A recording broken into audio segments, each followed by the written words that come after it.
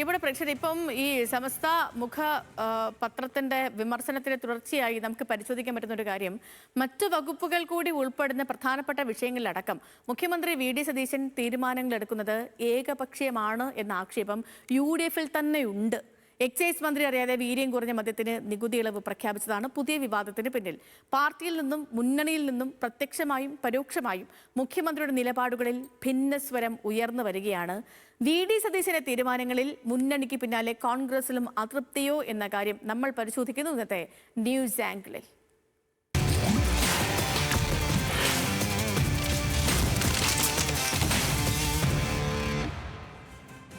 സനിസ ശോഭാചന്ദ്രനാണ് തിരുവനന്തപുരത്ത് നിന്ന് വിശകലനങ്ങളുമായി നമുക്കിപ്പം തത്സമയമുള്ളത്. സനിസ, ഗുഡ് മോർണിംഗ്.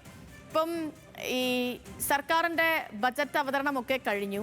അതിന് പിന്നാലെ 2 നിർദ്ദേശങ്ങളിൽ, അത് പാർട്ടിക്കുള്ളിൽ പോലും വിമർശനങ്ങൾ നിലനിൽക്കുന്നുണ്ട്. അതും പ്രത്യേകിച്ച് ഈ മദ്യ നികുതിയുമായി ബന്ധപ്പെട്ട് വകുപ്പ് മന്ത്രി എം ലിജു പോലും കാര്യങ്ങൾ കൃത്യമായി അറിഞ്ഞില്ല. അദ്ദേഹത്തിന് പോലും സർപ്രൈസ് ആയിരുന്നു ഈ വി.ഡി. സതീശൻ്റെ ബജറ്റ് നിർദ്ദേശമൊക്കെ. ഇതിൽ എടുത്തു പറയേണ്ട മറ്റൊരു കാര്യം, നമുക്കറിയാവുന്ന പോലെ 102 സീറ്റ് നേടി UDF വിജയിച്ചിട്ടും മുഖ്യമന്ത്രി ആര് എന്ന കാര്യത്തിൽ തർക്കങ്ങൾ ഒരുപാട് ഇവിടെ ഉണ്ടായിരുന്നു. പരസ്യ പ്രതിഷേധങ്ങളൊക്കെ ഉണ്ടായിരുന്നു. അന്ന് വി.ഡി. സതീശനൊപ്പം ഉറച്ചു നിന്നിരുന്ന ഒരാളുണ്ട്, VM സുധീരൻ.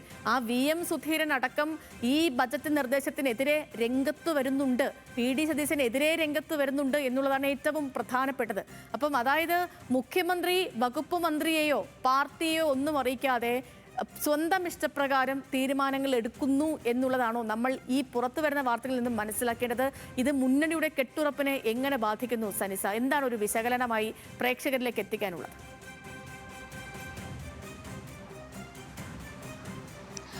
മുഖ്യമന്ത്രി ആയതിനു ശേഷം വി.ഡി. സതീശൻ പ്രതിപക്ഷ നേതാവായിരുന്ന സമയത്തെടുത്ത എല്ലാ നിലപാടുകൾക്കും വിപരീതമായിട്ടാണ് പ്രവർത്തിക്കുന്നത് എന്ന് തന്നെ പറയാം. അതും ഈ വി.ഡി. സതീശൻ ഏകപക്ഷീയമായി എടുക്കുന്ന പല നിലപാടുകളും അത് കോൺഗ്രസിനുള്ളിൽ തന്നെ വലിയ തരത്തിലുള്ള അതൃപ്തിക്ക് കാരണമാകുന്നുണ്ട്. അതിപ്പോൾ മദ്യത്തിന്റെ ഈ നികുതി കുറച്ച ഈ ഒരു സംഭവം തന്നെ, അതിൽ വകുപ്പ് മന്ത്രിയായിട്ടുള്ള എം ലിജുവും കൂടാതെ തന്നെ ആഭ്യന്തര മന്ത്രിയായിട്ടുള്ള രമേശ് ചെന്നിത്തലയും മുതിർന്ന കോൺഗ്രസ് നേതാവായിട്ടുള്ള VM സുധീരനും പരസ്യമായി തന്നെ രംഗത്ത് വന്ന ഒരു സാഹചര്യമാണ് നിലവിലുള്ളത്.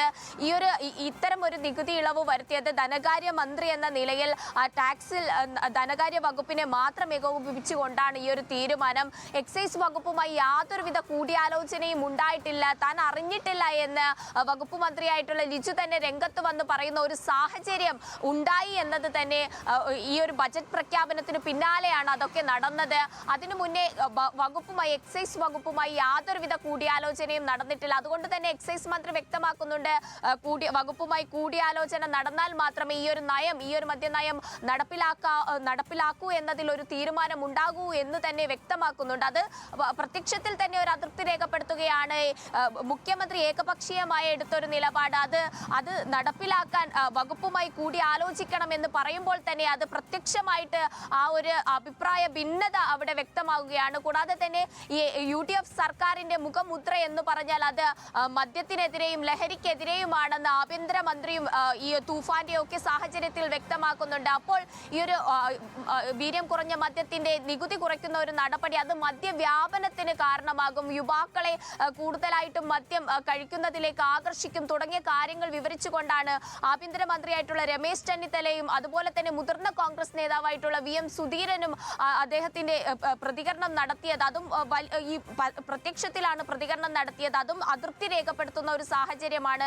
വലിയ തരത്തിൽ ഈ മുഖ്യമന്ത്രി വി.ഡി. സതീശൻ ഒറ്റയ്ക്കെടുക്കുന്ന തീരുമാനങ്ങൾ, ഒറ്റയ്ക്കെടുക്കുന്ന നിലപാടുകൾ പാർട്ടിക്കുള്ളിൽ തന്നെ വലിയ തരത്തിലുള്ള പ്രതികരണങ്ങൾക്കും അതുപോലെ തന്നെ അതൃപ്തിക്കും കാരണമാകുന്നുണ്ട് എന്നത് പ്രത്യക്ഷത്തിൽ കാണുന്നുണ്ട്. ബജറ്റിൽ ഈ ഒരു തീരുമാനങ്ങൾ വന്നപ്പോഴാണ് പല മന്ത്രിമാരും ഈ കാര്യങ്ങൾ അറിയുന്നത്, പല മുതിർന്ന നേതാക്കളും ഈ വിഷയങ്ങളൊക്കെ അറിയുന്നത്. അതിൽ അവരുടെ പ്രതികരണവും വന്നിട്ട്, കൂടാതെ തന്നെ ഈ ധാതുക്കൾ ശേഖരിക്കുന്ന അല്ലെങ്കിൽ ധാതുക്കൾ ഖനനം ചെയ്യുന്നതിൽ സ്വകാര്യ കമ്പനികളെ ഇടപെടുത്തുന്നു. അത് വലിയ തരത്തിൽ തീരദേശ മേഖലയിൽ പ്രതിഷേധങ്ങൾക്ക് കാരണമാകുന്നു. PM ശ്രീയിൽ എടുത്ത നിലപാട് അത് ലീഗിൽ അണികൾക്കുള്ളിൽ വലിയ തരത്തിലുള്ള വിമർശനങ്ങൾക്കും അതുപോലെ തന്നെ അതൃപ്തിക്കും കാരണമായിട്ടുണ്ട്. അത്തരത്തിൽ നോക്കുകയാണെങ്കിൽ മൊത്തത്തിൽ മുന്നണിയിലും അതുപോലെ തന്നെ കോൺഗ്രസിലും വലിയ രീതിയിൽ വി.ഡി. സതീശൻ എടുക്കുന്ന മുഖ്യമന്ത്രി എടുക്കുന്ന നിലപാടുകൾക്കും തീരുമാനങ്ങൾക്കും എതിരെ അതൃപ്തി പുകയുന്നുണ്ട്.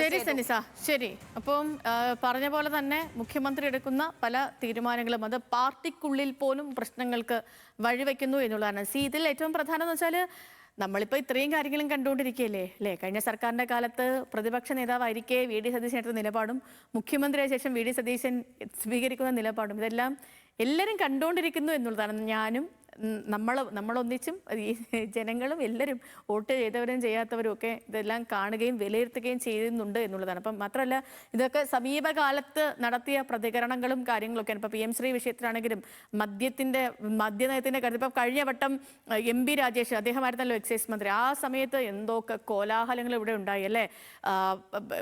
പുതിയ മദ്യശാലകൾ വരുന്നതിനും അല്ലെങ്കിൽ മദ്യശാലകൾക്ക് ഇളവ് കൊടുക്കുന്നതിനും വീര്യം കുറഞ്ഞ മദ്യത്തിൻ്റെ പേര് ചോദിച്ചതിൽ പോലും എന്തൊക്കെ വിവാദങ്ങൾ ഉണ്ടായതാണ്. പ്രത്യേകിച്ച് പ്രതിപക്ഷം എന്തൊക്കെ ആരോപണങ്ങൾ ഉന്നയിച്ചാണ്. അതേ പ്രതിപക്ഷം തന്നെ ഭരണപക്ഷത്തിലേക്ക് വരുമ്പോഴത്തേക്കും വീര്യം കുറഞ്ഞ മദ്യമാവാം എന്നുള്ള ഒരു നിലപാടിലേക്ക് പോകുന്നു. അത് പാർട്ടിക്കുള്ളിൽ തന്നെ വലിയ പ്രശ്നങ്ങൾക്ക് വഴിവെക്കുന്നു. നമുക്ക് നോക്കാം എങ്ങനെയാവും ഈ വിവാദങ്ങൾ പോവുക എന്നുള്ളത്. ഇതിലൊക്കെ ഒരു ക്ലാരിറ്റി വരുമോ എന്നുള്ളത് സമീപ ദിവസങ്ങളിലോ അല്ലെങ്കിൽ സമീപ മണിക്കൂറിലോ തന്നെ നമുക്ക് വ്യക്തമാവുകയും ചെയ്യും. വിവാദങ്ങൾ